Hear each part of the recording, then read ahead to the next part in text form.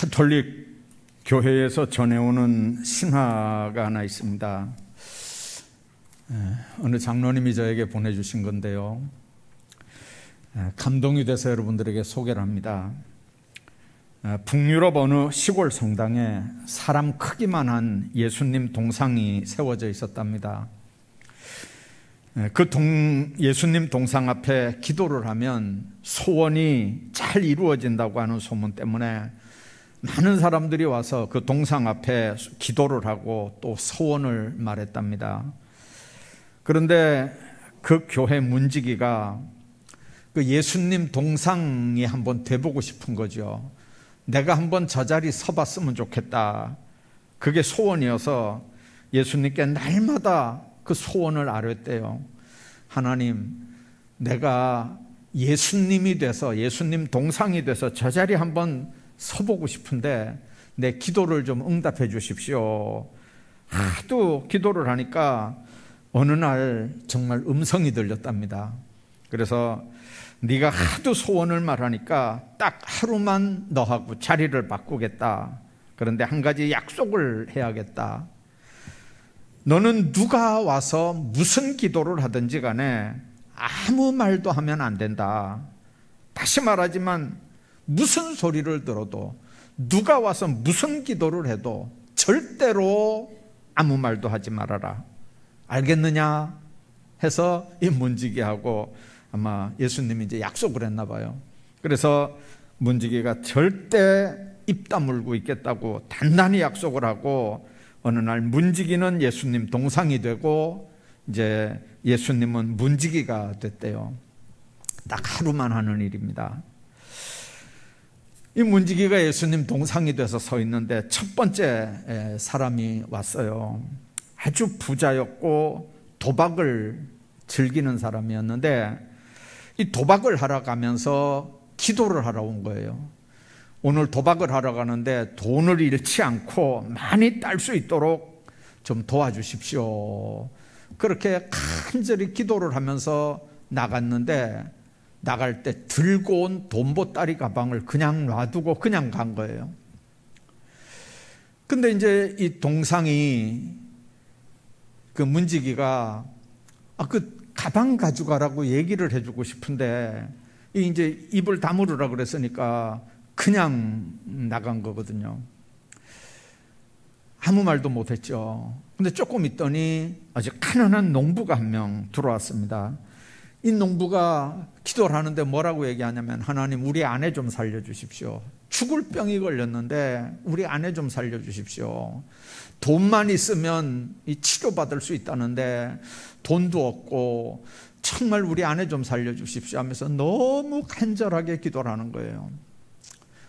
한참 기도하더니 눈을 뜨고 이렇게 돌아서다가 보니까 가방이 하나 옆에 딱 있으니까요, 이게 뭔가 싶어서 딱 열어보니까 이제 안에 돈이 들어있거든요. 그러니까 하나님이 나에게 금방 기도를 응답해 주셔서 이 돈가방을 주셨구나 하면서 막 감사합니다 하고 이 돈가방을 들고 나가는데, 이 문지기가 그게 아니고 그거는 주인이 있는 거라고 얘기를 하려고 하는데 입을 다물으라 그랬으니까 그냥 꼼짝도 못하고 이제 구경만 하고 서 있는 거죠. 이제 세 번째는 어떤 청년이 들어왔어요. 이 청년은 이제 배를 타려고 이제 항해를 하려고 가는 사람인데, 잠깐 시간을 내서 이제 교회에 들어와서 하나님, 이 항해를 하는데 무사하게 항해를 잘하고 돌아올 수 있게 해달라고 이제 잠깐 와서 기도를 하고 가려고 들어와서 앉아서 이렇게 딱 앉아서 기도를 하는데 바로 뒤에 문이 열리더니 제일 먼저 왔던 그 부자, 돈가방 놓고 간 사람이 막 오더니 막 두리번 찾다가 돈가방이 없어지니까 그냥 그 청년 맥살을 딱 잡으면서 돈가방 내놓으라고 막 난리가 난 거예요. 그렇게 영문을 모르는 이 청년이 이게 왜 이러냐고. 그러니까 내 가방 내놓으라는 거죠. 난 모르는 일이라고 아무리 얘기해도 안 돼요. 그러니까 이 부자가 청년 멱살을 딱 잡고 경찰서로 가자 그러는 거예요. 근데 이 청년은 지금 경찰서 가면 배를 놓치거든요. 이 배를 타야 이제 배를 바닷가를 나가야 되는 사람인데 배를 놓치면 안 되니까 난 경찰서 못 가겠다고 막 버티는 거예요. 근데 그걸 보는 이 문지기가 너무 답답한 거예요. 예. 그 청년은 아무 죄가 없다고, 당신 돈가방은 아까 그 왔던 그 시골 농부 가난한 사람이 가져간 거라고 이렇게 얘기해 주고 싶은데 이게 말을 못 하니까 막 참다 결국은 터져버렸어요. 그래서 이 답답한 사람아, 그게 아니고 하면서 다 설명을 한 거죠. 이 청년은 아무 죄가 없어. 그리고 당신 돈가방은 당신 앞에 그 다음에 왔던 그 가난한 사람이 가져간 거야. 그러면서 아주 이렇게 교통정리를 잘 해줬어요. 그래서 청년은 이제 겨우 배를 타러 갔고, 그리고 그 돈가방 잃어버렸던 그 부자는 그 농부를 만나서 다시 돈가방을 돌려받았어요. 자, 그러니까 그 일을 한 문직이 아주 기분이 좋았겠죠. 자, 그런데 엄한 예수님의 책망 소리가 들리는 거예요. 당장 거기서 내려오라는 거죠. 너는 나하고 한 약속을 어겼다는 거예요. 그러니까 당장 내려오라는 거예요. 약속을 지키지 않았다는 거예요. 그러니까 문지기가 이렇게 얘기합니다. 예수님, 약속을 지키지 않은 건 내가 잘못한 거지만 예수님께서 화를 내실 정도로 제가 그렇게 잘못한 거 아니지 않습니까? 아니, 이 억울한 청년도 누명 안 쓰도록 잘 이렇게 해결해서 보내줘 배를 타게 했고, 또 그 부자, 그 농부 이렇게 찾아줘가지고 잘 이렇게 교통정리를 했으니까 제가 뭘 그렇게 나쁜 잘못을 했습니까? 이제 그렇게 하는 거예요. 그러니까 예수님께서 하는 말이에요. 내가 너하고 약속한 거 지키지 않았다는 게 제일 큰 잘못이지만 네가 개입해서 해결한 것보다 내 말대로 입 다물고 침묵했더라면 훨씬 더 좋은 결과가 있었을 거다. 어차피 부자는 그 돈가방 가지고 가서 도박하다가 다 잃어버릴 돈이었다 그게. 그러니까 차라리 그 농부가 가져가서 아내 생명을 살리는 데 썼더라면 훨씬 더 나을 뻔했고, 그 청년 네가 안 했으면 거기서 옥신각신 씨름을 하다가 결국 배를 놓쳤을 거고, 그 청년은 배를 못 탔을 건데 네가 교통정리해 주는 바람에 그 청년이 배 타고 나갔다가 그 배가 침몰이 돼서 그 청년이 배에 빠져 죽었다는 거예요.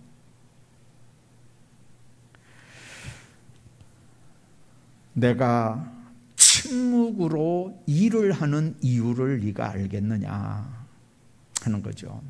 침묵으로 일하는 이유. 여러분들, 우리가 하나님의 섭리라는 얘기를 합니다.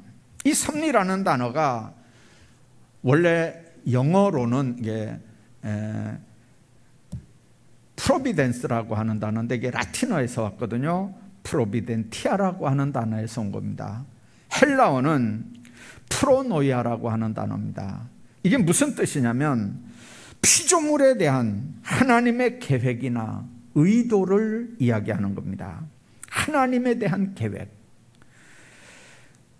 한문으로는 간섭할 섭자에 다스릴 리자를 씁니다. 하나님께서 천지 만물을 만드셨을 뿐만 아니라 지금도 이 세상의 모든 일들을 간섭하고 다스린다는 말입니다. 하나님이 간섭하고 다스린다. 그게 한문으로는 섭리입니다. 여러분들, 사무엘상 2장에 보면 6절 7절에 이런 말씀이 있습니다. 여호와는 죽이기도 하시고 살리기도 하시고 음부에 내리게도 하시고 올리기도 하시고 여호와는 가난하게도 하시고 부하게도 하시고 낮추기도 하시고 높이기도 하시는 하나님. 오늘 성경 말씀을 보면 요셉이 자신의 애굽의 종으로 팔려가 고생했던 건 하나님이 생명을 구원하시려고 나를 당신들보다 먼저 보내셨다, 그렇게 고백하는 걸 우리가 봅니다. 이제 그게 신학적 용어로는 하나님의 섭리다, 그런 의미입니다. 하나님이 계획이고 하나님이 다 준비해 놓은 거라는 말이죠. 형들이 자기를 미워해서 애굽의 종을 팔았습니다. 그러나 지금 와 보니까 애굽의 종으로 팔아먹은 거 그거조차도 애굽을 살리고 이스라엘을 살리려고 하나님이 미리 계획하셨다는 거죠.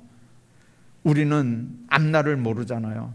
그러나 멀리 앞날까지 아시고 보시는 하나님께서 그 일을 준비시켰다는 거예요.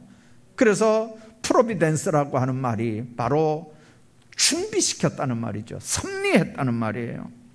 우리는 금방 앞날밖에 몰라요. 그 앞날도 제대로 몰라요. 그러나 하나님은 내년을 아시고 5년을 아시고 10년 뒤의 일을 아시고 20년 30년 뒤의 일을 아시고 계획하시는 하나님의 놀라운 역사들을 우리가 믿습니다.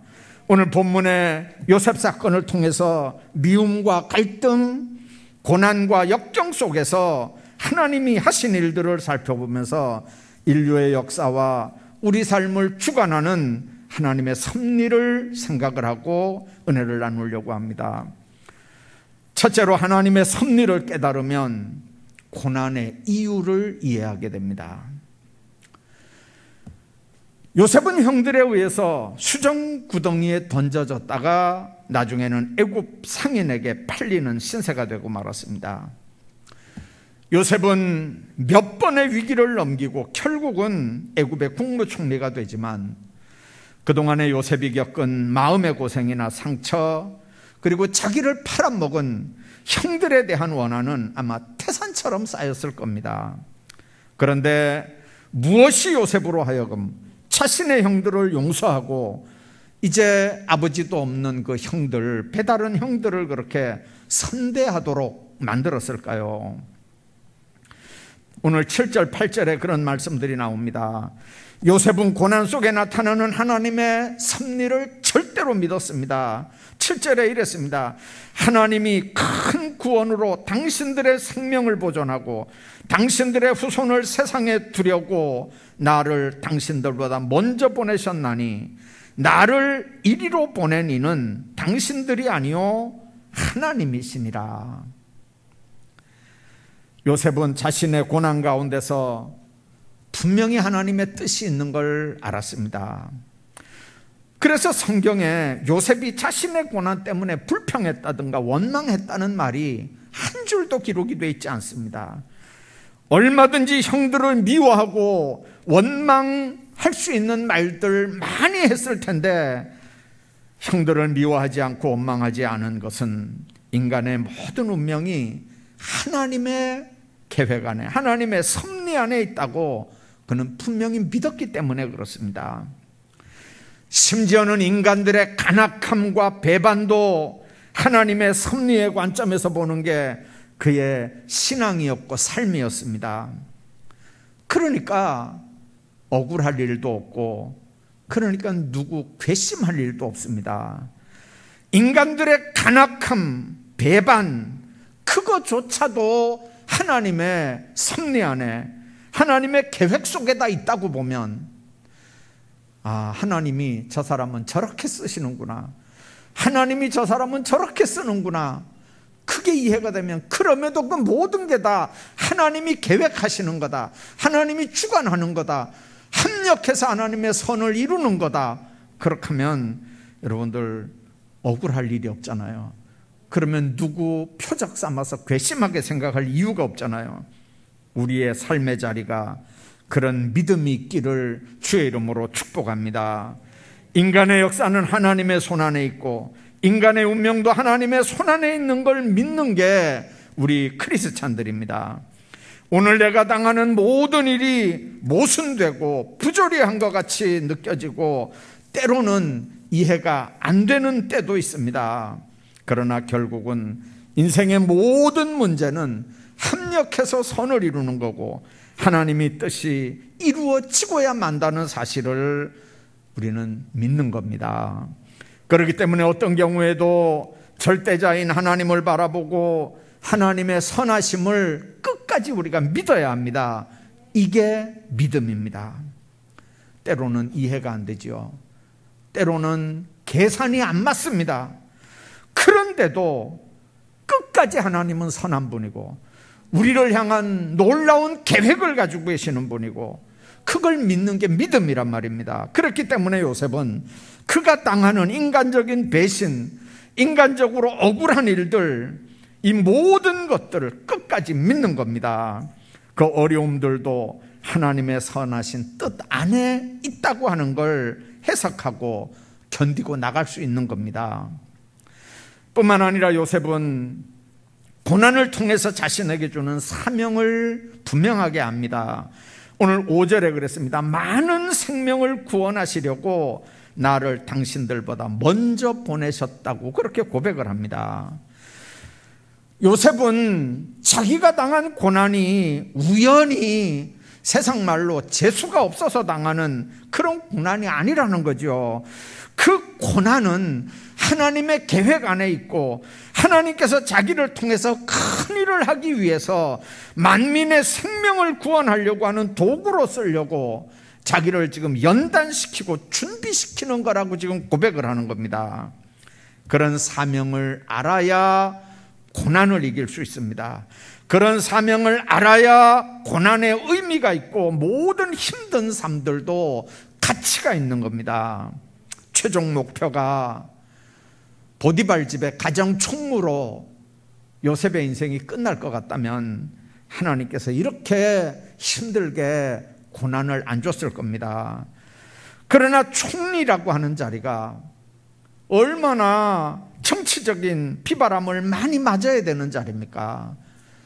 특히 히브리인이 애굽 나라의 총리가 된다는 게 이게 보통 일이 아니지 않습니까? 그 자리에서 하나님의 영광을 드러낼 인격자가 되기 위해서는 보통 고난으로 연단해가지고는 되지 않습니다. 그래서 하나님이 강하게 연단을 시키는 겁니다. 강하게 쓰는 연장은 뜨겁게 풀무질을 하고 그리고 당금질을 하는 겁니다. 그래야 강한 쇠가 되는 거거든요. 요셉은 그런 과정을 통해서 여러 죄의 유혹들을 총리가 된 다음에도 이기고 나갈 수 있었습니다. 그러므로 우리가 고난당할 때 기억해야 합니다. 이 고난 속에 하나님의 뜻이 있구나. 여기에 하나님의 섭리와 하나님의 계획이 있구나. 그러면 지금 이 고난은 뭔가 하나님께서 나를 위해서 무슨 계획이 있기 때문에 이 고난을 주는 거구나. 여러분들 그 섭리를 깨달으시기를 주의 이름으로 축복합니다. 뿐만 아니라 그 섭리를 깨달으면 우리는 원수를 용서하고 사랑할 수 있게 됩니다. 요셉은 자신의 감정에 의해서 처신하고 앞니를 그르치는 사람이 아니었습니다. 자신의 감정을 믿음으로 잘 누르고 자신을 믿음으로 잘 승화시켜 나갔던 사람입니다. 우리는 요셉의 그런 모습을 형들이 양식을 사러 왔을 때 우리가 발견합니다. 뿐만 아니라 지금 아버지 장례를 치른 다음에 아버지 야곱이 죽은 다음에도 우리가 발견을 합니다. 아버지 장례를 치르고 형들이 요셉 발 앞에 무릎을 꿇었습니다. 이제 형들이 생각할 때는 아버지가 살았을 때 아버지를 보고 자기들을 용서했겠지만 이제 아버지가 안 계신 지금 이 배다른 형제, 자기들이 못됐게 했던 이 요셉이 자기들에게 무슨 일을 할 건가? 이건 너무 분명하잖아요. 그러니까 이제는 우리는 아버지 안 계시니까 이제 우리는 죽었다는 거죠. 자, 그래서 아버지가 죽기 전에 형들이 죽을 죄를 졌어도 용서하라고 유언했다 하면서 지금 요셉의 발 앞에 무릎을 꿇고 엎드려서 지금 용서를 구하는 겁니다. 여러분들, 요셉이 이런 상황에서 무슨 생각을 했을까요? 꿈을 꾸고 꿈 얘기하다 형들에게 미움당했던 일이 엊그제 같습니다. 수정구덩이에 던져져서 죽을 뻔했던 일이 엊그제 같습니다. 장사꾼들에게 팔려서 종으로 끌려갈 때가 엊그제 같습니다. 왜 그런 생각이 안 났겠습니까? 그런데 요셉은 울면서 두려워하지 말아라. 내가 하나님을 대신하겠느냐? 오히려 위로의 말을 합니다. 그리고 50장 19절로부터 20절에 보면 내가 당신과 당신들의 자녀를 기르리이다. 그렇게 위로하는 걸 우리가 봅니다. 지금도 우리는 종종 자신의 감정을 처리하지 못해서 인생을 망치는 사람들을 봅니다. 자신의 감정을 잘 처리하지 못해서 신앙생활을 망치는 크리스찬들을 봅니다. 자신의 감정대로 사람을 대하고 자신의 감정대로 주의 일을 한다면 마치 바람에 따라 요동하는 파도같이 안정적이지 못한 신앙생활, 그런 인생을 살아갈 수밖에 없게 됩니다. 이렇게 신앙생활을 하면 본인도 피곤하고 주변에 있는 사람들도 피곤해집니다. 신앙생활은 감정에 따라 하는 게 아니고 말씀을 따라 하는 겁니다. 그래야 인생도 신앙도 요동하지 않습니다. 그래야 안정적인 신앙생활, 안정적인 인생을 살아갈 수 있습니다. 요셉은 이제 막강한 총리가 됐지만 그래도 형들을 인간적으로 보복하지 않고 사랑할 수 있었던 그 이유가 뭡니까? 하나님의 섭리를 믿는 믿음 때문에 그렇습니다. 그 미운 형들, 그 사람들이 없었다면 어떻게 애굽에 갔겠습니까? 그 사람들이 없었다면 어떻게 감옥에 들어갔고 어떻게 바로의 관원장들을 만날 수 있었겠습니까? 그 사람들이 없었다면 어떻게 바로 앞에 설 수 있었겠습니까? 원수까지도 하나님의 섭리 안에 있음을 확신하는 겁니다.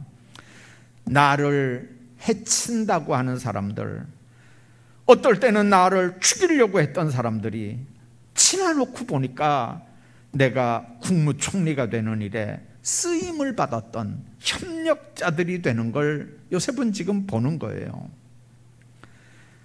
여러분들, 이렇게 사람을 보는 신앙의 눈들이 열리기를 주의 이름으로 축복합니다. 지금은 이해가 됩니다. 그러나 처음에는 그렇지 않았잖아요. 뿐만 아니라 요셉의 섭리를 깨달으면 하나님의 구원의 도구가 됩니다. 요셉은 삶의 목적이 뭔지를 깨닫게 되는 거예요.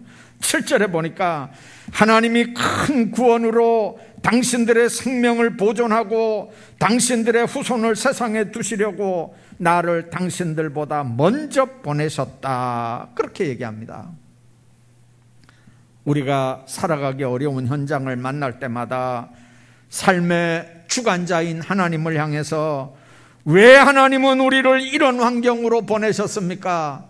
왜 내가 이렇게 살아야 합니까? 질문을 합니다. 오늘도 수많은 크리스찬들이 주님 앞에 기도하면서 하나님 앞에 던지는 질문입니다. 왜 하나님이 우리를 이렇게 인도합니까? 왜 내가 저 사람들에게 이런 수모를 당해야 됩니까? 왜 하나님 나를 이런 환경에 보내십니까? 그런데 요셉은 시간이 지나고 나니까 하나님의 섭리가 있어서 자기를 애굽에 보냈다고 그렇게 고백하는 겁니다. 하나님이 큰 구원으로 생명을 보존하고 후손을 세상에 두시려고 자기를 형들 앞서서 자기를 보냈다는 거죠. 하나님이 하셨다는 얘기입니다. 여러분들, 요셉이 위대한 사람인 건 형들에게 종으로 팔려가서 나중에 정말 그 어려움들을 잘 극복하고 애굽의 국무총리가 됐다는 게 그게 요셉이 위대한 점입니까? 아닙니다. 하나님의 섭리를 깨닫고 하나님의 구원의 도구가 돼서 하나님의 구원 섭리에 쓰임을 받는 삶을 살았다는 거죠. 하나님의 사람들은 사명을 알고 살아갈 때 삶의 의미가 달라지는 겁니다. 하나님의 역사가 이 땅에 펼쳐지는 데는 의인만 하나님이 사용하는 건 아닙니다. 때로는 너무나 뜻밖의 악한 사람들을 통해서도 하나님은 목적을 이루시고 계심을 우리가 알아야 합니다. 우리 인간의 의도와는 전혀 상관없이 하나님께서는 악한 사람들을 통해서도 당신의 계획을 분명하게 이루어 나가시는 하나님의 신비를 여러분들 믿으셔야 합니다. 현재 어려운 상황과 깊은 고뇌 속에서도, 그리고 설명할 수도 알 수도 이해할 수도 없는 미래까지도 우리 하나님의 섭리가 있다는 걸 여러분들 믿으시기를 바랍니다. 하나님은 오늘도 저와 여러분들에게 요셉처럼 꿈을 보이시고 생명을 살리는 하나님의 구원의 도구가 되게 하기 위해서 때로는 고난의 길을 걷게 하심을 믿으시기를 바랍니다. 이유 없이 고난의 삶을 살게 하는 분이 아닙니다. 악한 자들의 결국 정말 하나님 앞에 우리에게 보이면서 지금도 새 역사를 이루게 하시는 그 하나님 손에 꼭 붙잡혀서 하나님의 선한 뜻에 쓰임받으면서 아름답게 살아가시는 여러분들 다 되시기를 주의 이름으로 축원합니다.